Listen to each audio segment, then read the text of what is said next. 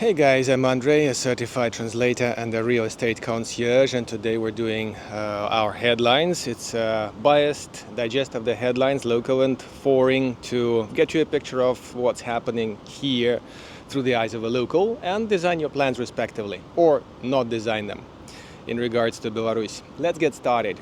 Thank you for supporting the channel, by the way.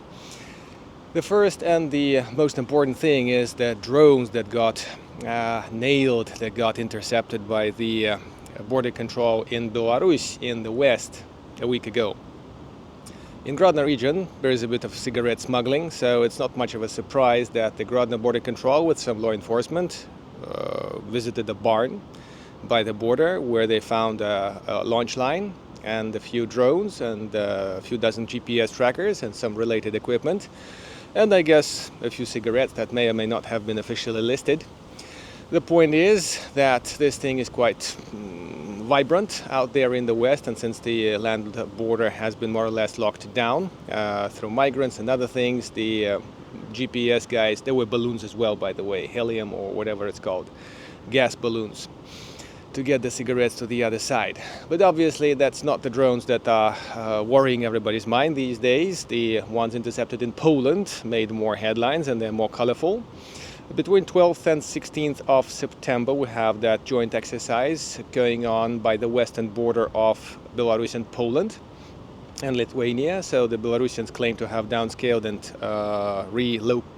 removed the exercises from the border itself, to keep the Western allies more, let's say, cheerful. But in light of the yesterday's drone crash out there in Poland, Poles got excited, shut down the only border control checkpoint. The jam out there is mounting up quite badly, ruined a few people's trips. But let's say I'm dealing with EU and non-EU people like Australians, Canadians here, and those people are very much used to not to go to Poland from Belarus because Poles were not letting them through. Funnily enough, if you're watching this for the first time, we're not letting them through Poland from Belarus, even though they had valid visas and everything, due to COVID restrictions since 21. I'll try to give a cautious optimistic prognosis. It's going to be over in less than a week, if it's exercise related, of course. And at the same time, Lithuanians did not opt to block their checkpoints, and that gives us some chance for the whole thing to resolve at some point soon. The second major headline maker is the US dollar rate climbing, and now it's 3.08 or something. Let's see what's happening today, because if it's going to reach 3.1, I guess, and that's just my guess, it's going to trigger some random shopping with people, especially people who were looking to buy some real estate, which is overpriced over here. The prices are at the peak, so if you want to sell it now. And which is not a professional investment piece of advice, by the way. And the dollar rate, should it continue climbing, will slightly push down the rent rates and the sale rates. The sale rates will not go down immediately because our people are very, how shall we say, unwise and not market oriented when it comes to selling their little piece of concrete. So that's going to be an interesting period, and here everything depends on where the US dollar rate is climbing here locally, and how the exercise thing is going to be resolved and everything, and where the economy is going in general. Continuing this point about rent, some guy wanted to address the parliament members about the climbing rent rates, because in Minsk you can only rent something decent for now $400 or $500 a month, which is a bit of a rip-off for the properties that they're actually charging. I mean, conventionally they would be some $300-400 a month, no less, but now it's a bit of a problem long term. There are differences about long-term and short-term rental prices, and one has to negotiate a deal at all times. But generally the good deals are going away very fast, according to our recent experience. The guy was looking for a $1,200 a month flat, and he found one with a bit of negotiation from $1,400 a month, as I understand. So at all times, search the apartment carefully, negotiate, communicate, and you will probably get your deal. Let us again exhibit some optimism and hope that the parliament members will not be regulating the rent rates any statistically or any manually, because that's gonna rock and just crush the market down completely. Because when the government tries to do something manually, normally I wouldn't be able to recall some fruitful outcomes of such regulation. Just a little bit of crime. The police of Minsk is checking out some car shop. It's not really a dealership, but many people, many foreigners confuse dealerships with just car shops which resell cars. The guys turn out to have sold clients' cars overseas already at some lower prices, and they have been giving tomorrow excuses to the clients. And apparently some $1 million worth of cars has been sold without clients knowing. So they're checking this thing. And speaking of that, the dealers are not really every shop that is selling car. They're not dealers. And obviously the dealers of the Chinese brands, who again are not always fully dealers because they're often resellers of those exotic, let's say, Chinese brands that you may see more and more on the European streets, or certainly on the Russian and Belarusian streets. So be careful when you're buying those cars. Let me remind you, again, such question was asked the other day. You can bring in, if you're a foreigner going to live in Belarus, you can bring in your car for 6 months, then extend the 6 months customs fee-free period. Then you have to roll out of the country, make a U-turn, and reset your next 6 months plus 6 months term of the car being in the country. So no big deal. You will not be able to import your car here. It's best to just sell your car somewhere in Germany, Britain, wherever you are, and buy one over here. And not to forget that 5 speed fines cancel your residency. Continuing the point of cars and a little bit of traffic, those cyclists rolling out over here are getting adapted to the new law, which is dictating now that they alight and walk through the cycling crossing. That's a real great thing, unless the cycling crossing is marked with a special bicycle sign which allows them to roll with pedestrian speed. I hope the police will educate these people how to use a bicycle, because for a driver all these nervous glances left and right 3 times before each crossing are a little bit stressful. Of course, I can understand the cyclists who have to manhandle their iron through the walks, but well, that's much easier, much better than spending a month in the hospital. And out of 2 of them, car driver and the cyclists are more likely to get to the hospital bed.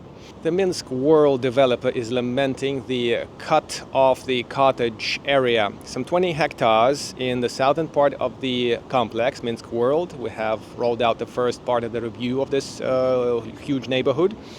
It was destined to be a living area for those investors and big shots who come up and run the operation in the International Finance Center, I think it's called, and it's under construction now. But somehow it seems the city was kind of against that, and to the huge distaste of the developer, the area was turned into just plain public parks. So no Nouverish cottages or anything out there. It's going to be a plain, nice, green, squirrel inhabited, TikTok visited little place in southern Minsk. Let's hope it's going to be green enough and enjoyable enough. More banks are joining the program for incasso service. That's the Russian word, I guess. English will not be very different. The point is about exchanging your damaged, torn, dirty bills that otherwise are not accepted by other normal banks, and charging a little commission for that. Another bank, or one more bank that shall remain nameless, is charging some 8% of their operation value, of the bill value, to liberate you from the torn US dollar bill. Point is that many banks that charge you money for verifying the bills are charging you to literally verify the bills.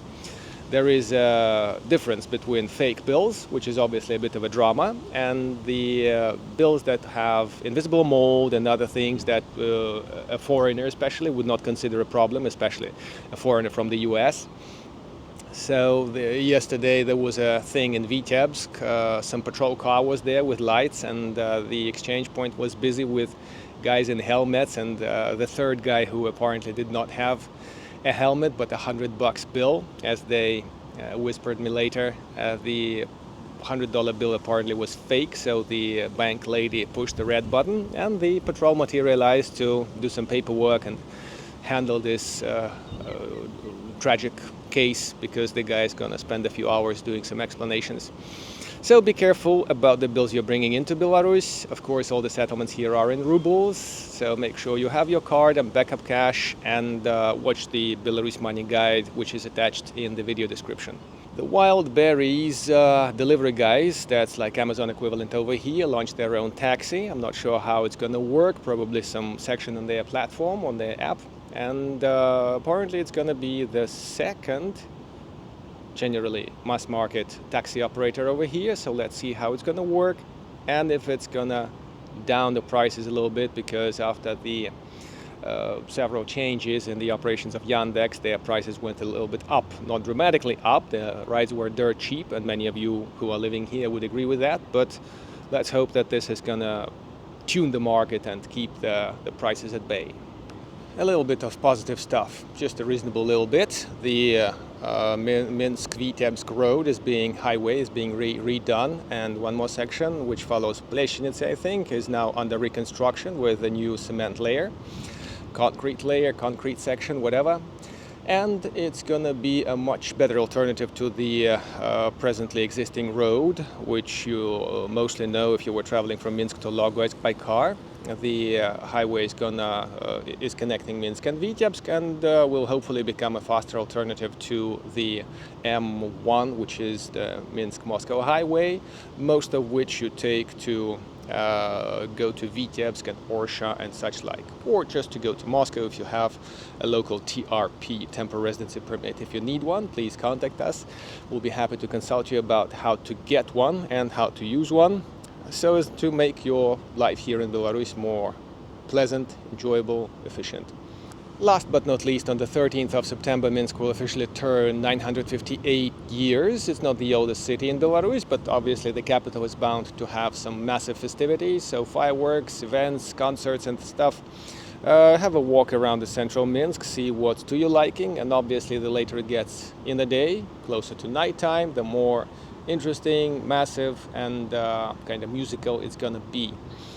Thank you very much for watching this headlines release. I hope everything will kind of get back to normal over the last 4 years. And should you feel like you are traveling, touring, relocating to Belarus, please let me know, and my contacts are over here for a direct piece of advice, for a technical consultancy, which is a paid service, or for some casual meeting in town if you're in Minsk. Thank you very much. This was Andrei from Minsk. See you at some point later. Cheers.